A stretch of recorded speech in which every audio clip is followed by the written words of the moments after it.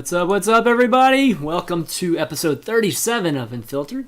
I'm your host, ChanManV, and got lots of StarCraft 2 to talk about because this weekend was action-packed, filled with all kinds of StarCraft 2, whether you're somebody in NA or Korea or Europe. What the fuck? What is this centering, Chanman? What? What's centering? Oh Dude, scoot over. Never mind, I'm sorry. Scoot over. Oh, actually, I got you guys switched, fuck. Also, get that nasty name tag off me. What the? Oh my god. Fuck you guys. But anyways, I want to welcome my co-host and my guest today, Mr. Destiny and Todd. What's up, fellas? Hey, what's up? How's the Root House, man? Doing good. How's the Root House treating us, Steven? Pretty good. Cool. All right. As I said, what a great co-host. Yeah. What do you want me to say, man? Wow, the Root House is a lot of fun. We've been getting food. I've been sleeping. I've been waking up, casting games. Like, oh my god, it's like any other house in the United States. It's fucking awesome, all right? All right. See, that would have done just it. Yeah, that would have been perfect, man. That all right, totally I didn't want to bore the viewers with. Anyways, lots of StarCraft 2 to talk about this week, and I figured it'd be great to have Todd come on, and especially because Todd's going to be producing and running and he's been planning and now he's going to be producing and running a new event, the Wear.com Invitational. So we'll talk a little bit more about that later on. But let's kick things off and start by talking about the patch. Patch 2.0 came out today. Not much to talk about outside of just really the free arcade, but I figured I'd bring it up a little bit. Let I don't know, see if you guys have any additional comments about the arcade being free and maybe about Starbow or anything like that. Steven, anything? Starbow's really cool. You get a chance to play arcade. it? Did you play it? I haven't yet. I'm thinking.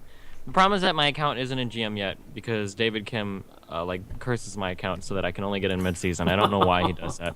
I've been meaning to send him an email to tell him to fuck off with that shit. Anyway, I think that once I get my account back in GM, I think I'll jump off the deep end and we'll dive into Starbow on my stream because that's where all the dirty esports money is right now, apparently. Then I can put that in my stream title, get all the viewers, you know. Is it really? I don't think it's getting that many. Is Starbow getting that many views on streamers? I mean, how many viewers did Idris get when he was streaming it? Well, I didn't actually see. How much did he get? I didn't actually say that. I just assumed it was a lot. What, Todd, did you watch? Oh man, Todd wants nothing to do with this. Not really. Come on, somebody in chat saw. How many viewers was Idris getting streaming Starbow? Listen, man, Razer picked it up, ESL picked it up. I'm pretty sure WCS is converting full time. It's gonna be the new thing. All right, let me jump on the Starbow jerk wave. Stop trying to stop me. We're gonna play it a little bit. It'll be awesome, okay? And then once that dies down, I'll go back to StarCraft 2. How long Sounds do you good. think Sounds the good. hype for this game is gonna last? Until I actually play it and can put my professional, well-trained mind to the test and give my educated opinion on it, I cannot answer that question. I mean, it's really hard to say. If it actually is like a really interesting game, then honestly, it's kind of hard to say. I think the people who decide how popular it'll be will be tournaments, because if tournaments start picking it up more and there's money to be made playing it, then that means that more professionals will start playing it, which means the quality of the games will be more interesting, which will drive more people to play it. Yeah, We're a long ways from that, though. I mean, this is... Well, I mean, are we? We've already got some Axiom people playing it. We've got the ESL tournament, that other bullshit tournament. Well, the Axiom people are playing it just because TB is just making content around it, right? Yeah, exactly. But that's what I mean. Like, however much, if there's money to be made there and there are professionals who can play it. Plus, it's also really interesting, if that did pick up professionally, the fact that Starbow is a free-to-play game now, right? That patch went live. Literally anybody can go download StarCraft, jump into the arcade, and start playing Starbow. So now we actually have our foot into the free-to-play competitive RTS realm, which is something that up until, I think, today has never happened in the history of all of mankind, has it? What, to have free-to-play RTS? Have a free-to-play RTS game. Yeah. I think that's true on PC. I don't think there's been another. I don't think there's ever been one before. So technically, that does make Starbow the very first. You know, whether or not it's going to explode in popularity with the arcade being free, who's to say? But I mean, it's interesting. Now, what do you think? Isn't Starbow like a Brood War game on StarCraft 2? No. That's a misconception that some No, people have. no, it's not. Okay. It meshes some of the ideas with StarCraft Brood War, along with some of the old units, into StarCraft 2 with some of the new units. It's an interesting balance between the two. You played I know you played Warcraft 3 mainly, right? Did you ever Yeah. play Brood War a lot Yeah, a or bit. no? A bit. You know how for instance like the spacing of the units in Brood War is a lot different between the spacing of the units in StarCraft 2, right? In StarCraft 2 everything clumps very nicely together. And in StarCraft 2, even if you move groups of units across the map, they would always remain like a little bit spread out, you know? Yeah. Like there are little ideas like that that are taken from Brood War. Fights last longer. Units don't like destroy entire armies in 2 seconds, like a Colossus or a Swarm Host or an Infestor might, you know. So I don't know. Just it borrows a lot of design concepts from Brood War, but it's not necessarily a copy paste from Brood War, you know. Okay. Yeah, I mean, I think. Well, did you guys end up catching any of the? Did you catch the Razor event or any of the ESL event today at all? Nope. I haven't watched Nope. any single game of Starbow ever. I didn't catch too much of it this weekend, but I did see that Nurchio ended up winning. Nurchio and Beastie made the finals, and there were a few notable just StarCraft 2 players that played in the tournament. I think some being like Sage and Arthur and Nurchio. I can't remember the rest of them. You had to look at Wikipedia guys to see the rest of them. So a few of them did play in it, and Nurchio obviously is a notable StarCraft 2 player. And he won playing Protoss, by the way, which is kind of funny.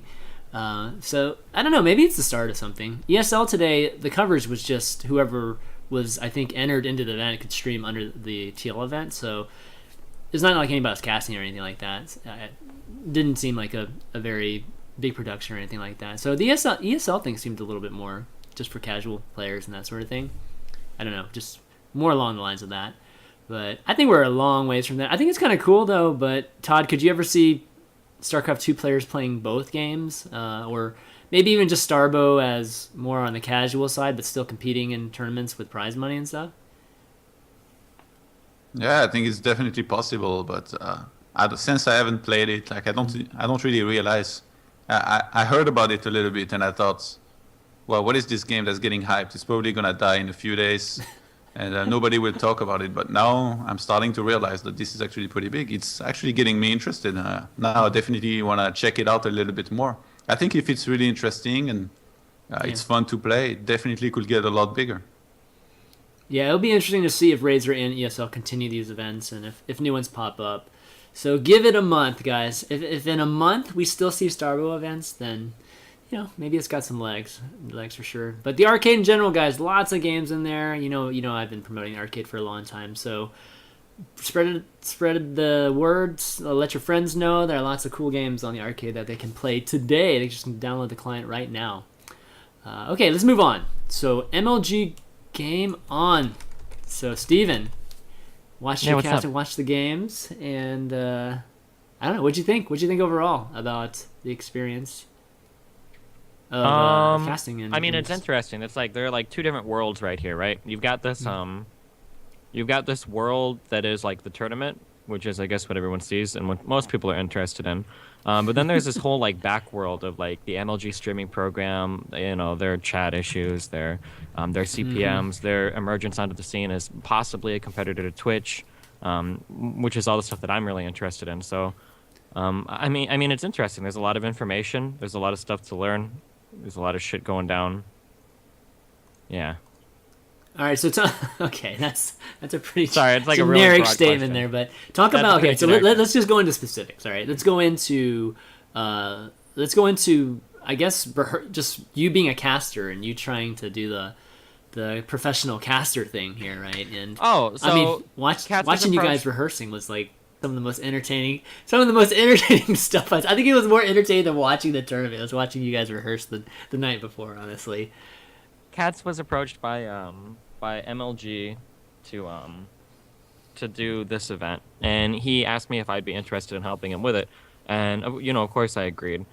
This isn't like I'm not marking my foray into like professional casterdom or anything, although that would be interesting, but I don't think it suits me necessarily, and I could never stop playing. So I wouldn't fit in well with all the other casters that don't play the game. So I'm not entirely sure. No, I'm just kidding. I don't think it's something that I'll be Shots looking to do fired. full time in the future. Yeah. And if you watch me if you watch me cast with cats or with Sage or whatever, like it's all just a bunch of jokes, right? Like I don't think we're taking anything very seriously in regards to casting. That might change a little bit later on into the tournament when we get to like the semifinals and the finals, but I still expect everything will be pretty lighthearted in regards to our approach to casting the matches. We did have Paulo hop on and help us iron out the intro stuff, which was really interesting. I appreciated the input from Sean there. And he really helped me and Cats just get the like introducing the event and everything down, which was nice. Nice. Todd, you watch any of it? A little bit, yeah. It was pretty funny to hear the guys casting, lots of jokes and all that. What do you think? As far as the games went, I didn't see too much Protoss success. Noni had some pretty nice games, especially the one on Suppy, on Polar Knight. Force fields. Let's be real. Okay, so now that I'm not casting the tournament, I literally think that's the only build that Noni can do PvZ. I don't think he's capable of doing like that's like the only build he's practiced. Every time I played him on ladder, that's the build he does. And then in the tournament, he literally did that like build every single time. I think it's like the only thing. If it works, man. PvZ. If you have a best build, why would you not use it? I know. If it works, yeah, I mean, I guess so. What other Protoss has played? State played. I don't remember like the games. I don't know why. Did State make it out of It's your tournament.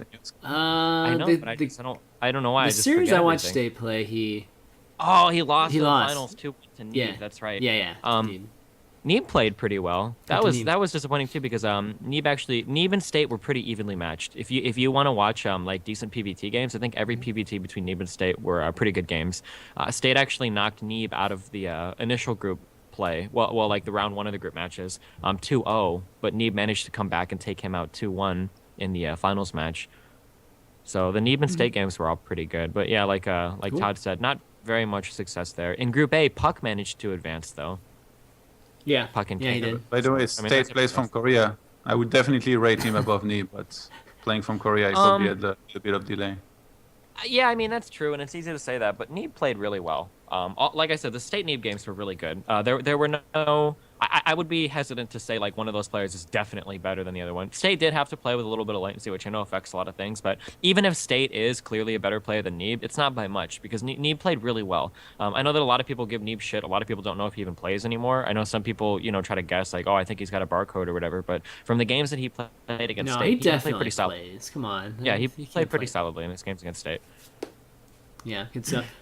Todd, what do you think about just, I guess, listening or hearing like Steven and Greg or Idra and Destiny casting some of those games and just having 2 players cast?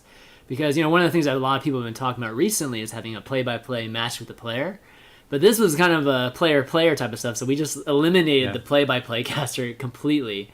What do you think of the quality of what do you think of that element? Is it better in some ways? Personally, I like it because I'm a hardcore StarCraft player, so of course I get everything they say, all their jokes and all that, so I know that for me it's going to be good. Now, for some guys who don't watch as much StarCraft, I'm not sure how they would see this, but for me personally, I kind of liked it. Yeah, and I know they put some. You can see that they put some effort in their casting as well, because there are a lot of things that are not easy to do, and I don't think they have like the most experience out of all the players that started casting, but it goes pretty well, I think. I think it's interesting to think about that, and I started to think about that more going on in the tournament because after day 1, a lot of people commented. They were like, "Where's the play-by-play? Like, where's the play-by-play?" And I kind of thought about it for game 2, and I realized I don't really like play-by-play casting. Like, I don't know if I'd want to be paired with a play-by-play caster, and if I watch pro games, I don't know if I ever want to hear play-by-play casting. Assuming that the 2 people are interesting and have enough to say to fill the downtime, so that we're not just like blankly watching the game over and over again. I don't know how entertaining it is to me, at least in like the first 10 minutes of every match, to hear like, oh, like the Zerg put down his 15 hatch. There goes the 16 pool. There goes the gas. The Terran is opening with a Rex. There goes the Reaper out to harass. The second gas goes down the expand. And it's like, like to some extent, like I feel like it gets a little bit repetitive after a while. Well, actually, and it's not even just me. Like that's so well ingrained that they're, historically, how many casts start with like a PvP beginning like, well, first 5 minutes of a PvP, ha ha ha, like, oh, everything is the same, blah, blah, blah, Right. So, I don't know, I kind of like just, like, talking about random shit, talking about the players, talking about the games, making jokes, talking about something completely unrelated while the game is kind of going on in the background, rather than just, like, giving the play-by-play of the, like, stuff that always happens every single game, But I think what the play-by-play caster does also that's very important is building up hype through like using different pitch in his voice and all that stuff. And that's something that's basically no programmer can do nearly as well as they do. Guys like Sure. Carolaris, Day9, Totalbiscuit, they're very good at that, and they can make even a boring game sound super entertaining just because they're used of doing that stuff. And I think that's very important too. So I don't think you should underrate the play-by-play casting. For me, the balance, one play-by-play caster and one caster analysis is really, really good. And that's what I prefer to see usually, even though I still really like the analysis with the double analysis, I guess you could call it, with two pro gamers or two pro players. Yeah, maybe. I disagree with you. Fuck you. But no, that's a legitimate opinion. And a lot of people do agree with you because I've seen a lot of people post that. But sure. I mean, there are a lot of people who are not. There are a lot of casual players out there that when they're watching the games, they need the play-by-play. But yeah, I think it's just really refreshing to see. Like again, like it was in particular when I was watching you and Greg casting. I just felt like just your outlook on some of the plays and even the non-Zerg plays, I think were quite good, and things that you don't normally see. Like you said, it's usually a bunch of the play-by-play caster just talking about every little thing that's happening, but you guys were really analyzing the situation and really really spend the time to go all the way through the analysis versus like analysis got to cut off right there and then just continue with the play-by-play, which typically I think happens in a lot of the casts. But pretty cool, definitely cool. Who's your favorite person to cast with? For me? Yeah. Me? Or Steven during the GameOn thing. Oh, I like casting with everybody. I change my style based on who I'm casting with, so it's more interesting. With Sage, I'm actually doing a little bit more play-by-play stuff since me and Sage can't carry on a conversation as much. Cats is cast. Cats is cats. I have a lot of history with him, so I can, obviously there are tons of jokes we can make between us. And then Idra is a cool guy too, and Idra's Idra, so it's pretty easy to joke with him. I wouldn't say there's a favorite. It's different casting with every person, Yeah. How hard was it not to break out in laughter like you guys were in rehearsal? After like the first time, it was pretty easy. Yeah. I think. I don't think we did the first day. I don't remember, but. All right, cool. Overall, number-wise, just viewership-wise, from home, we can't see the viewership. Is there anything you can say about it? Like, how has it been doing? I think that what was the guy? Adam? I think Adam has been posting already at 4,000 to 7,000 concurrent viewers, which is interesting for the first 2 days. So there's 4,007. That's. I mean, this is NA only, but I still feel a little bit. So here's some interesting stuff. Hold on, are there any Twitch admins in the chat? Why? Okay, no. Okay, sick. All right, so here's some interesting stuff. Here's some interesting stuff to think about. And this is why this tournament is really interesting to me, because I had to have access to all of the analytics and everything, because this stuff is it's important and it's fascinating to me. A long time ago, and I'm sure Todd will remember this to some extent, your career lived and died by Team Liquid's opinion of you, right? If you wanted to be a streamer or an entertainer or publish content on YouTube or something, if Team Liquid didn't like you, you're not going anywhere. You're completely fucked, right? I mean, do you remember referring? this at all, ChanManV? You were referring to this basically the stream list, or whether you're allowed to post list? your content on Team Liquid or whether you'd be featured on Team Liquid. Oh yeah, okay, yeah. Right. You had to be on Team Liquid's good side. So for me personally, I was never on the great side, but I mean it took a lot of streaming, a lot of years, but I was finally able to get featured, right? Which was a huge hurdle for me to overcome, because I was never, I don't want to say part of the old boys club, but I was never in with all the Team Liquid, right? And I'm not saying, well, actually no, and I will say Team Liquid has a lot of bias in regards to who they would feature and blah blah, and even Team Liquid would admit that, right? You weren't you weren't a full full-out professional player when you first started too, and they rarely put anybody that wasn't a pro player. Wow, Todd, coming from Todd. No, I'm just kidding. But so you see the how angry it, or not angry, I'm sorry, somebody just said anger in chat. You see how awkward it is, right? When you have one commission that kind of is the gateway to your StarCraft 2 success. For some examples, I would point out Combat X, right? Yep. Combat X probably could have been a really big StarCraft 2 personality. He already was. He just never benefited from it. Yeah, because he, they wouldn't he allow was him like to make everybody it. knew about him, but he could Yeah. never have a stream listed on Team Liquid. He could never promote his YouTube on Team Liquid. I want to say his He got a I decent wanna say- number of YouTube views, man. Yeah, I Like, want to say his YouTube subs was up to like 60, 70,000. dude, he'd get like 100,000 on his YouTube videos. I mean, Oh wow, his subs are only that's like pretty 10,000. awesome. Um, like, yeah, but so I'm just saying that like well, I mean even 10,000 views on 10,000 subs on a channel without any other place to advertise like Reddit or Team Liquid, you know, he is could have interesting. advertised it on Reddit. It's just Reddit wasn't quite as big as it is now. Yeah, Like when he was definitely. around. Yeah, well, yeah. So, like, let's talk about this. Is really fucking interesting shit. Okay, so Team Liquid used to be the hub for viewers, right? And if you weren't on Team Liquid's good side, you were fucked. That was the gateway to everything, right? Yeah. So that dynamic, a lot of people were uncomfortable with that. I was always uncomfortable with that because there was a time where I don't know if I got into a fight with some Team Liquid admin. Man, their admins on the forums can be total fucking dicks. But I got into a fight with one of them and I got banned from Team Liquid for a month, right, for 30 days. And like that was a big experiment for me to see how many viewers can I get, you know, not being off of Team Liquid. And I was able to get an okay amount. I think my number was around 1,000, but it wasn't like the 3,000 or 4,000 that I was used to. So it was just interesting to see there that like, you know, that one site held so much power. Then the power started to shift from Team Liquid to Reddit, right? Such that eventually being featured on Team Liquid wasn't as big of a deal anymore because if you were famous on Reddit, there were a lot of eyes on those StarCraft Reddit front pages. If you could get content listed on the front page of the StarCraft Reddit, that was good for a lot of fucking viewers. And you can see that today, and actually Thorin talked about it when he was on Unfiltered a while ago with the League of Legends subreddit, right? If you can get something front page on the League of Legends subreddit, there's 15,000 eyes on that front page at this 1 second in time. You know, and there are people who have gone from nothing to 500,000 views on a video because it was front paged on the League of Legends subreddit. You know, for enough time, which is insane. Right now, I'm looking at a guy with 8,000 subscribers on his YouTube channel with over 60,000 views on a 1 minute video just because he's been front paged on the League of Legends subreddit for a while.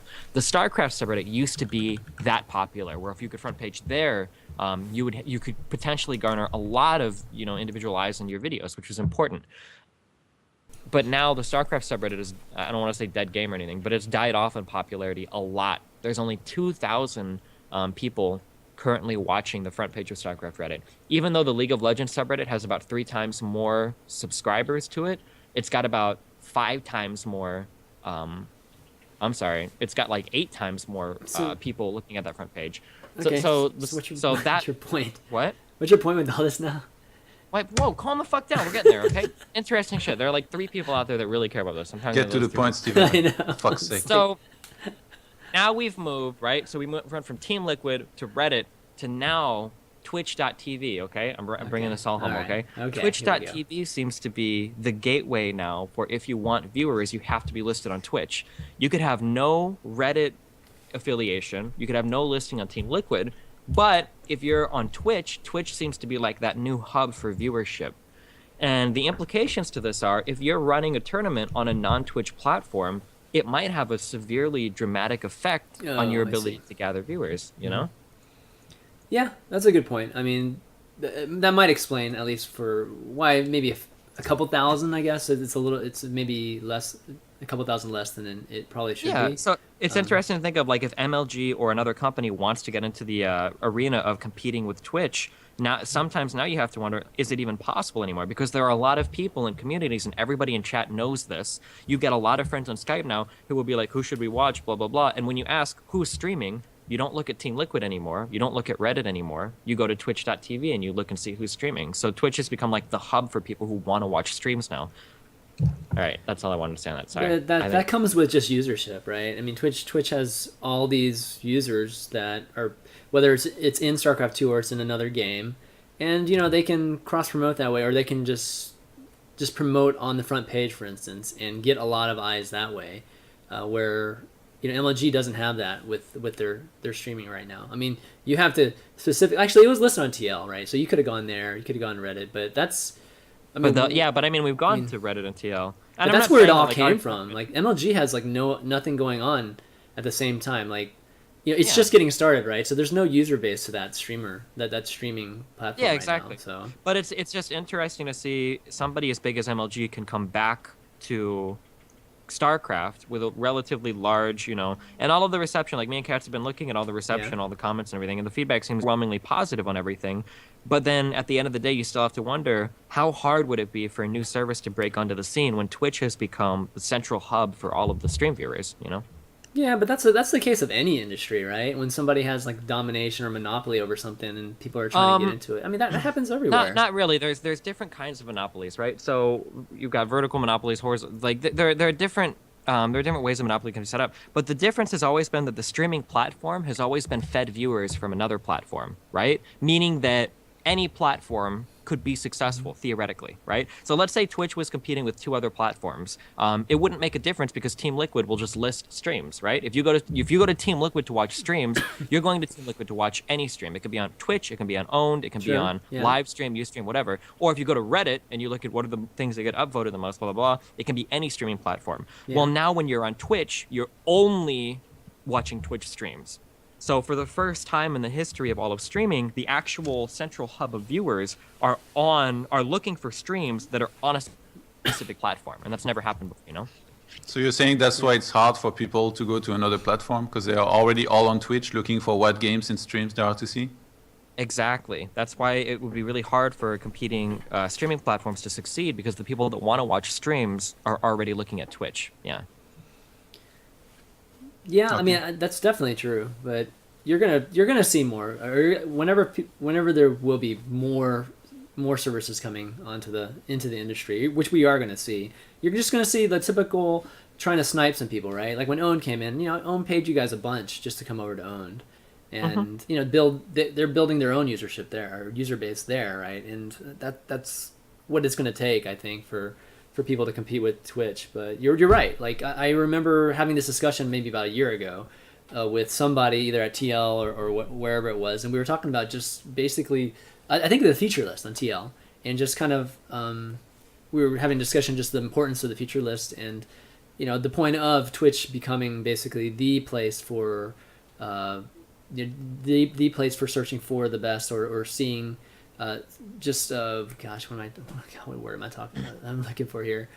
Discovery, right? Discovery is basically on Twitch now these days because of just the general list. Yeah. The listing the listing on Twitch isn't even the best, even the greatest right now, but it's still probably better than what we saw on TL. TL is pretty basic too. TL just recently started to sort by most popular and shit like that too. Sure, so, but again, people don't go to Team Liquid when they want to watch streams. They would just go to Twitch and look at streams, Yeah, true. But yeah, I think a lot of people still do actually for StarCraft.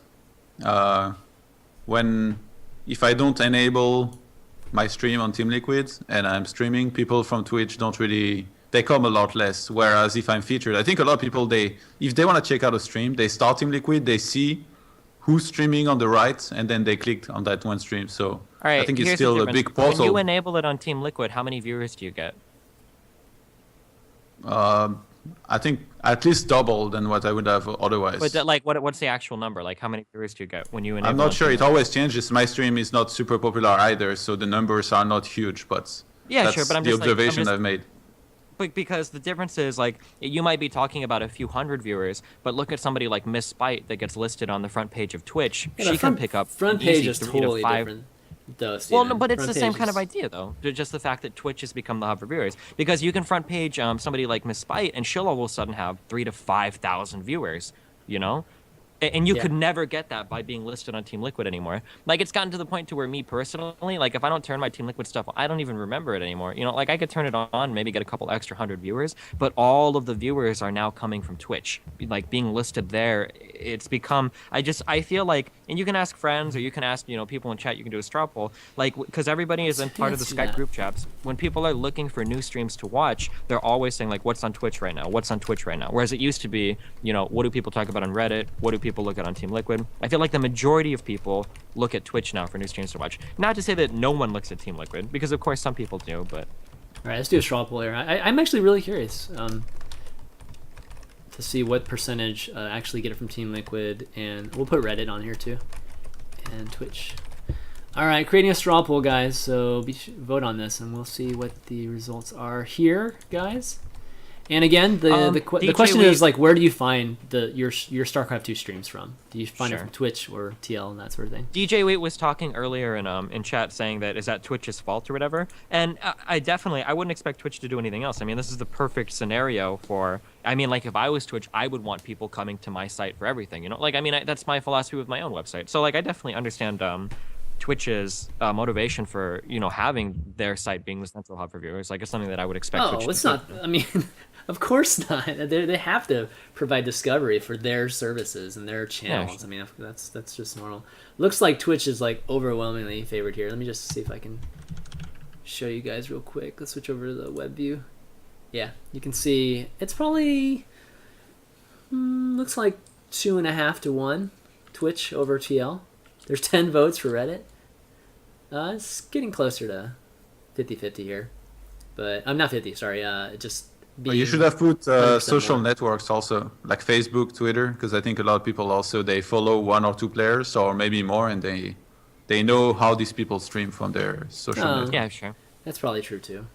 But given these choices, it looks like the Twitch it's not quite double anymore. So, anyways, good point with that. What did you think about the whole chat? The way MLG did chat, which was a very Twitter-based chat, and I just felt like the chat was somewhat dead every time I was looking at it. And when I first looked at it, I didn't even know it was Twitter-based. So Oh shit. I was just Okay, like, more "What boring. the fuck's going on, man? What the More hell's boring going on?" stuff. So what MLG More did boring ties stuff. into when I've talked earlier. You have to find responsible ways to monetize your viewership, right? And what their goal. So here's the goal. Here's MLG's thought process for this. This is just me speaking bullshit. I don't actually know what the thought process is. But looking at it, it's obvious that, okay, we want a chat system that's going to tie in with your Twitter, and every time you talk, it's going to tweet, which will help us get trending, which will raise awareness for our tournaments, blah, blah, blah. On paper, it looks kind of like an okay-ish idea, but not really. It's the kind of Because in stuff reality, it's the kind of it stuff you leaves see in everybody TV feeling- right now. I mean, a little bit. I think it leaves everybody feeling a little bit kind of pissed off. It wasn't a great idea. The implementation was such that everybody's Twitter was getting spammed as fuck. A lot of users were feeling a little bit ripped off, understandably so. So I'm not a big fan of that Twitter chat. I think actually me and Katz made fun of it when we were casting on our second day. So I mean I understand what they were going for there. They wanted to get MLG trending. I think they automatically added a hashtag MLG after every chat message. was just that wasn't, true? I didn't even realize that. If that was the case. I think so. But yeah, I mean, nobody wants their Twitter timeline to be spammed like that. If MLG wanted to do something where they were roping people into forcing them to tweet, maybe something like when you go to sign up for the chat, in order to enter the chat, you have to tweet once for like, hey, like come chat at mlg.tv or whatever, something like that. Then maybe that would be a little bit more acceptable. But to be posting every single thing you type in chat to Twitter probably wasn't the greatest of ideas. Yeah, I agree with that. And it just seemed like not only was it spamming the Twitter chat, I just felt like it was just dead. The channel was just not very vibrant at all. Yeah, that too. And me and Katz talked about that too. Yeah. The tournament can feel like a graveyard. When you're not listed on Twitch, you don't have viewership numbers being shown, and then you go into the chat and the chat is dead. It's very easy to go and watch that tournament and feel like, wow, there might only be like 40 people watching, And it was never anywhere close to that low. But like I could see how somebody could get that feeling. Yeah. Sometimes having a chat there could be vital to making it feel alive, Yeah, no, chat's very integral to all the streams. I think people take that for granted. There's a lot of people that honestly will not watch your stream for very long if they can't chat in the channel, and that's why like unbanning people and all that stuff is kind of it's an important thing to keep up with, especially if they've been banned wrongly. But yeah, anyway, so how many more days do we have of Game On? Well, we don't cast today or tomorrow. We start again on the 23rd, and then we go so from the weekend. 23rd to the 26th. So I think 4 more days. Okay, so Thursday to Sunday. Okay, good stuff. I'm looking. I'll try forward to it. maybe I'll ask MLG if they'll implement my chat alongside the stream. Alongside, what do you mean? Like actually shows up next to it, or Yeah, just I don't know if they my want chat. your chat actually on. My chat's You just awesome, gotta get on man. I love your chat, but I'm destiny.gg just and then saying. you can chat. Yeah, but it links to the Twitch accounts and everything. Well, actually, there might be conflict of interest there, so I don't know. But that'd Alright, be really so- funny. All right, so here's a question: Do they give you any parameters of which you cannot? I mean, that you're filtered to some extent. No, we're Because you were pretty dropping F-bombs. I was just like, okay, this is just like... we're pretty much obviously free to don't do. Like I care. said, we made fun of MLG. I think we took a couple jabs at NASL. We can Couple do pretty jabs. much whatever we want within reason. Like as long as we're not stupid, crazy, like making like racist jokes or something. I think we made fun of Jukes a little bit. That probably Yeah. wasn't the best, but Yeah. no, I don't think we made fun of him. But no, like I mean, like we're as long as we're like reasonable and not like fucking super crazy stupid, I think it'll be okay. Good stuff. There's actually a question I'm going to ask right now that somebody asked in the comments. So, if you had a choice between Rob, the production guy, or the NSL sound guy, who would you choose? Rob is hilarious. You're ragging on Rob so much, man, during the cast. All right, well, anyways, we're looking forward to it. Hopefully, you guys, the community, have been enjoying it. It's been cool. It's been cool seeing, I guess, just these guys casting it with the NA flavor, and because NA wasn't partaking in the Nation Wars event, it was kind of cool to have this going on afterwards. But why don't we talk a little bit about the Nation Wars? Let's move on to the next topic. And Todd, you played in the Nation Wars for France. How was it? Yeah. Like how was actually playing in it? I kind of enjoyed the concept of the whole thing, like having three guys represent it, not like a big old team, just three players, and then just going through the event. But how was it playing in it? Well, let's not talk about my games because I played like shit, first of all. But the tournament itself, I think, was a great idea. A while back, I actually suggested to a lot of people in the community, the people that I thought had the resources to make this kind of tournament happen, to try and make it happen. I remember Totalbiscuit was one of them. And I think I might actually have suggested to All Gaming TV to do one of those Nation Wars tournament. Because back in Warcraft 3, we had those, and they were super popular. It was called the European Nation Cup. It was run by the ESL, and a lot of people were watching. There was a lot of enthusiasm for it. And yeah, I just thought it was cool. So I was really happy when they announced it. I don't think 3 players per country to play the Clan Wars is the best format, but it was a good start to see all these nations take on each other. They did a lot of good PR around it. They advertised the tournament a lot. There was interviews before and after the matches, which I think was really cool as well. So it was cool to see the tournament. It wasn't perfect, but if they do more, which I'm sure they will, and they improve some things, I think it could become one of those tournaments that a lot of people want to follow and want to play. And I think that's nice. Yeah, it seemed mostly like a European thing this go around, but having only 3 players, I think, allowed them to do it in a reasonable amount of time. Not too much of a crazy production and adminning and that sort of bit. Steven, did you catch the event at all? I know you were busy just with GameOn, but were you able to watch any of it? I wasn't, unfortunately. We've been like dumping all of our time here into the GameOn stuff, so I haven't had much extra time. Yeah, no, a lot of good games. It'll be really cool to include NA. I think next time around, probably NA will be joining in with maybe Canada and the US. But lots of really cool games. I mean, I think particularly, I know a few of Damaga's games I think were quite cool, and Damaga's been playing pretty well recently, so it's kind of nice to see that. But in the end, Norway ended up taking it with Snoot and Targa and then Ike. And I didn't know anything about Ike. Do you know Ike as a player, Todd? Like he looked good. I've seen his name somewhere before on the European ladder, but I don't really know him. I think there are a lot of players like this actually in Europe. Like when you play Grandmaster players, there are a lot of names that you might not know, but they're actually pretty fucking good. Like you play them, you're like, wow, these guys. I don't know them, but I feel like I'm playing against really a top player right now, and they practice a lot, and they are just waiting to make a name for themselves. And sometimes some guys like Ike, they get their chance and they do make a name for themselves. So this is pretty cool too, in that sense, that this guy got to make his mark with this tournament. Yeah, and it's more likely to happen in this kind of format with you representing your nation, because there's not a lot of countries that have, let's just say 5 top players. Maybe there's like 1 or 2 slots that you're going to have somebody that a lot of people might not have heard of. So it really gives opportunities that they normally wouldn't have. But hopefully they'll continue doing it. Do you know I don't know what the viewership was like for it. Do you remember, Todd? Was it? I think on the mainstream between 10 and 15,000. Okay, yeah. And Yeah, maybe in That's- prime I time remember seeing at that. its peak. And on the French stream, 5 to 6 thousand. And which was really cool is that on the weekend, they had basically there is a bar craft in Paris. It's called the Meltdown. They have one in Germany as well.